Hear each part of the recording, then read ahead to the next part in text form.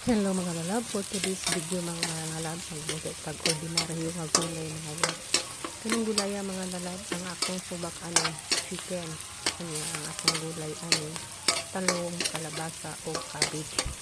So siyempre mga lalab, ato sa inikos-nikos na itong mga lamas, sa nato ilunod ang uban itong mga sangkap. So ingana lang siya kadali mga lalab, simple lang na itong gulay, kaya itong gulay dili man pang restaurant ako nang gulay ang kalabasa ang matingalan niya ang kalabasa orange na hindi ang pulo ng orange na pulo sa kalabasa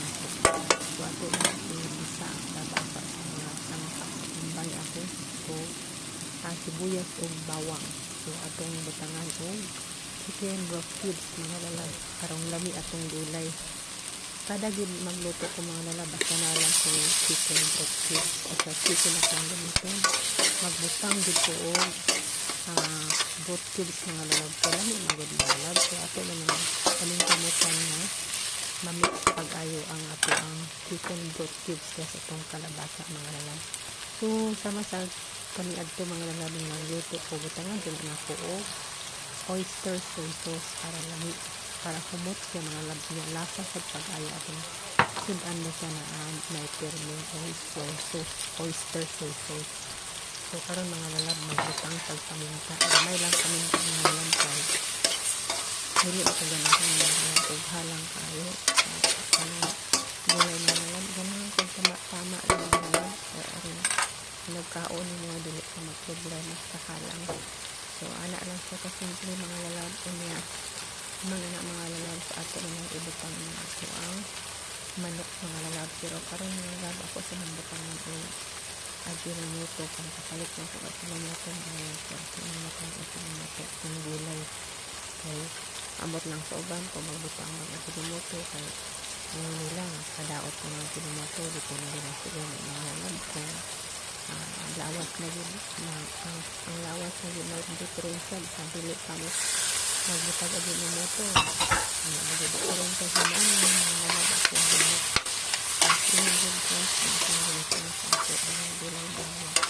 puro unod na siya ngayon ato na sa impos nito sa pwede na spread out ang siyang lasa di sa ato ang bilisa pag kumalang na agalab ato na pakpan para maluto ang ato ang manok so pag sumagtakot na lang mauna na yung resulta mga lalab so diba cook na ang manok mga ang kalabasa medyo half-cook na sad ang kalabasa so ato lang ilikos-likos niya karang sabaw mga lalab sabaw na sa chicken skin kay kaning manuka mga lalab na ama siya chicken skin so ako siya din so mga talong mga lalab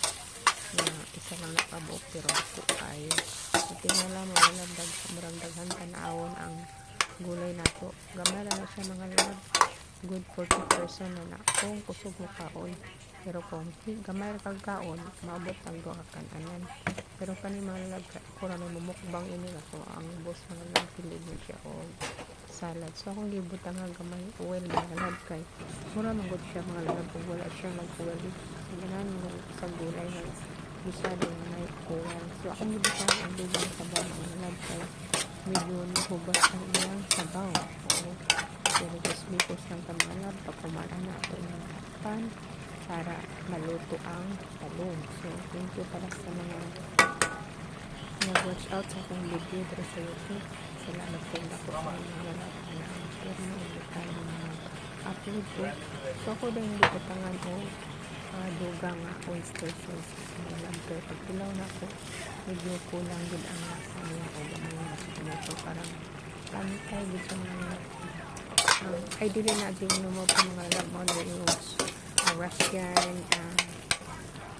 basta Russian nga pang timpla na siya mga lalab dili mo kabasa na mga lalab basta akong ibutangan panimpla nga Russian nga panimpla so ato na ibutang ato ang repolyo mga lalab kay medyo lata naman ang ato ang cabbage ato ang talong so gamay na lang pag-antes mga lalab makapanood ko sa ato ang luto na gulay yami ka na mga lalab kay dili ka ay daghan kayo sabaw oo So, mukaon mo gulay mga lalab. Comment lang mo kung mukaon mo gulay. Ini kasimple na itong gulay. So, kung gitilawan mo, oh wow, laki na kayo mga lalab. So, once again, salamat sa inyong support. Kadra, unta, watch pa mo sa akong video kay